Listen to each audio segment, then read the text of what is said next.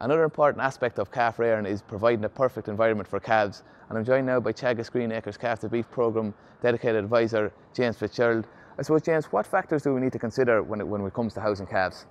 Look, at the two main factors we need to consider when housing calves is to keep the air fresh in the shed and give them a dry lie at all times. If we can get them two things right, we're a long ways along the line of rearing a good batch of calves. So from an air point of view, stale air sucked out of the shed all of the time and replaced by fresh air without causing any drafts.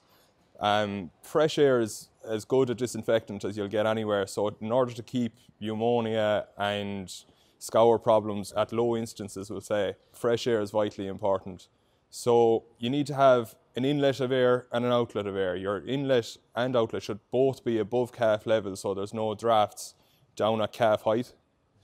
You have to look at what type of inlets you have first on your shed. We'll say this shed here has space sheeting along both sides, so that'd give an inlet of maybe 5% of the air that hits the vintage sheeting comes into the shed, which is relatively low. So if you wanted to increase your inlet, something like space boarding or Yorkshire boarding would increase your air inlet to about 25%. So Yorkshire boarding is made up of 6-inch wide boards with 2-inch gaps, and there's 2 rows of them staggered 4 inches apart. So although 25% of the air that hits it can come into the shed, there's no draft, so it's a really good quality inlet. From an outlet point of view then, this shed here has a good outlet.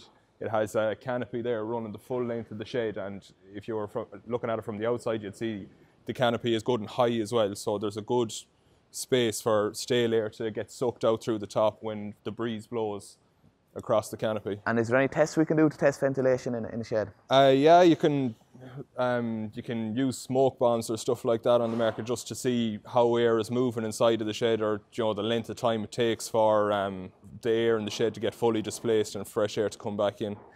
So James, you mentioned earlier on there that a dry lie is crucial. What type of bedding is best, and what do we need to consider here? The best type of bedding is barley straw. It's nice and warm for the calves. There's really good soaking ability in it, and it's easy to clean out too.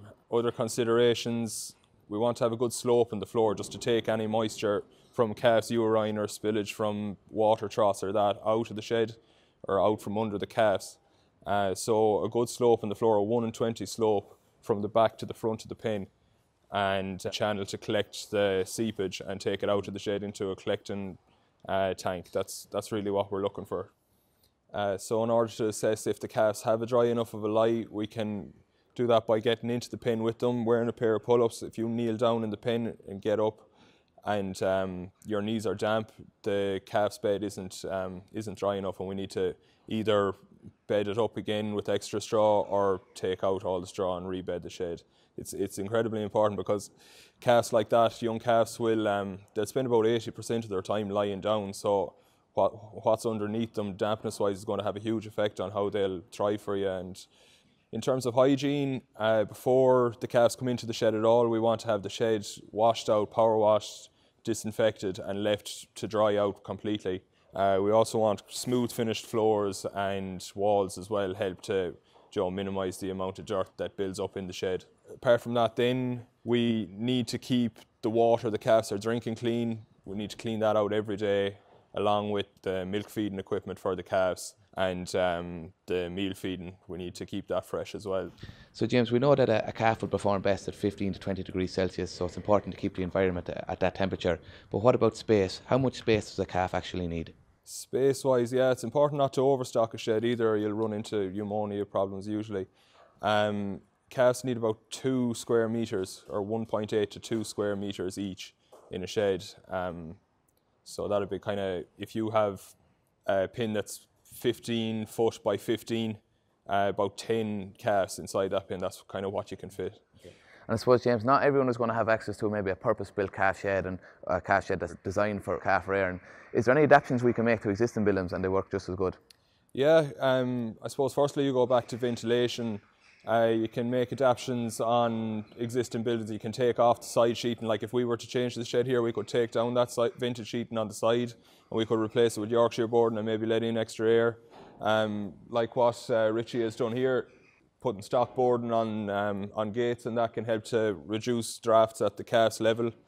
If the shed was too dark, like, it's very important as well to have good lighting in a shed so you can see clearly calves if they're sick or that, you can pick them up like that. So we could put extra skylights in the roof or put in extra lighting or that type of thing. There's plenty of modifications that can be made. Again, ventilation as well. If you don't have enough of an inlet or that, naturally you can get mechanical fans which can blow in fresh air for you, and they work well in a lot of sheds.